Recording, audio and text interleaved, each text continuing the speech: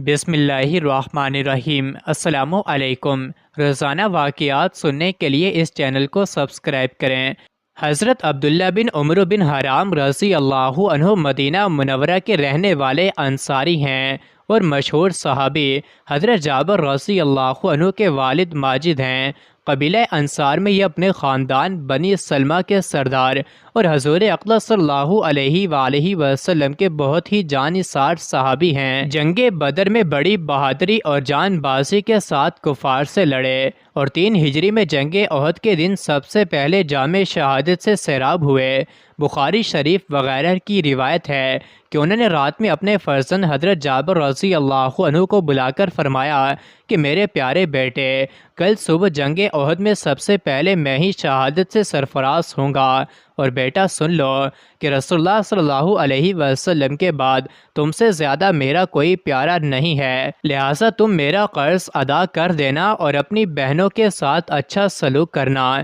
یہ میری آخری وصیت ہے۔ حضرت جابر رضی اللہ عنہ کا بیان ہے کہ واقعی صبح کو میدان جنگ میں سب سے پہلے میرے والد حضرت عبداللہ بن عمرو بن حرام رضی اللہ عنہ ہی شہید ہوئے۔ حضرت جابر رضی اللہ عنہ کہتے ہیں کہ جنگ احد کے دن میرے والد حضرت عبداللہ انصاری رضی اللہ عنہ کی مقدس لاش کو اٹھا کر بارگاہ رسالت میں لایا گیا تو ان کا یہ حال تھا کہ کافروں نے ان کے کان اور ناک کو کاٹ کر ان کی صورت بگاڑ دی تھی۔ میں نے چاہا کہ میں ان کا چہرہ کھول کر دیکھوں تو میری برادری اور کنبہ قبیلہ والوں نے مجھے اس خیال سے منع کر دیا کہ لڑکا اپنے باپ کا یہ حال دیکھ کر رنج و غم سے نڈھال ہو جائے گا۔ اتنے میں میری پھوپھی روتی ہوئی ان کی لاش کے پاس آئی تو رحمت عالم صلی اللہ علیہ وآلہ وسلم نے فرمایا کہ تم ان پر رو یا نہ رو۔ فرشتوں کی فوج برابر لگاتار ان کی لاش پر اپنے بازوں سے سایہ کرتی رہی ہے۔ حضرت جابر رضی اللہ عنہ کا بیان ہے کہ جنگ احد کے دن میں نے اپنے والد حضرت عبداللہ رضی اللہ عنہ کو ایک دوسرے شہید حضرت عمر بن جموح کے ساتھ ایک ہی قبر میں دفن کر دیا تھا۔ پھر مجھے یہ اچھا نہیں لگا کہ میرے باپ ایک دوسرے شہید کی قبر میں دفن ہیں، اس لیے میں نے اس خیال سے کہ ان کو ایک الگ قبر میں دفن کر دوں۔ 6 ماہ کے بعد میں نے ان کی قبر کھود کر لاش مبارک کو نکالا تو وہ بالکل اسی حالت میں تھے جس حالت میں نے ان کو دفن کیا تھا، بجس اس کے کہ ان کے کان پر کچھ تغیر ہوا تھا۔ ابن سعد کی روایت میں ہے کہ حضرت عبداللہ رضی اللہ عنہ کے چہرے پر زخم لگا تھا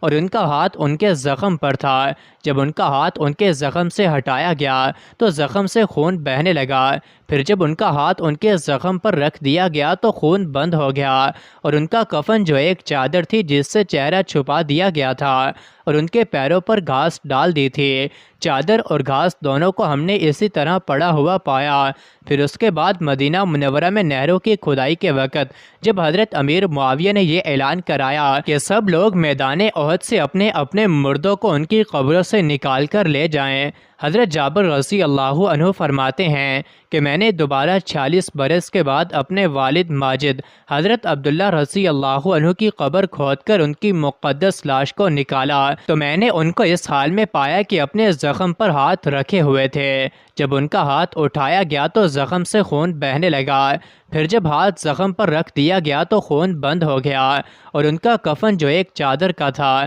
بدستور صحیح و سالم تھا۔ حضرت ابو طلحہ بن عبید اللہ رضی اللہ عنہ فرماتے ہیں کہ میں اپنی زمین کی دیکھ بھال کے لیے غابہ جا رہا تھا تو راستے میں رات ہو گئی، اس لیے میں حضرت عبداللہ بن عمرو بن حرام رضی اللہ عنہ کی قبر کے پاس ٹھہر گیا۔ جب کچھ رات گزر گئی تو میں نے ان کی قبر سے تلاوت کی اتنی بہترین آواز سنی کہ اس سے پہلے اتنی اچھی قرات میں نے کبھی بھی نہیں سنی تھی۔ جب میں مدینہ منورہ واپس لوٹ کر آیا اور میں نے حضور اقدس صلی اللہ علیہ وآلہ وسلم سے اس کا تذکرہ کیا تو آپ صلی اللہ علیہ وسلم نے ارشاد فرمایا کہ ابو طلحہ، تم کو معلوم نہیں کہ اللہ نے ان شہیدوں کی ارواح کو قبض کر کے زبرجد اور یاقوت کی قندیلوں میں رکھا ہے اور ان قندیلوں کو جنت کے باغوں میں آویزہ فرما دیا ہے۔ جب رات ہوتی ہے تو یہ روحیں قندیلوں سے نکال کر ان کے جسموں میں ڈال دی جاتی ہیں، پھر صبح کو اپنی جگہوں پر واپس لائی جاتی ہیں۔ مزید ایسی ہی ویڈیوز کے لیے چینل کو ضرور سبسکرائب کریں۔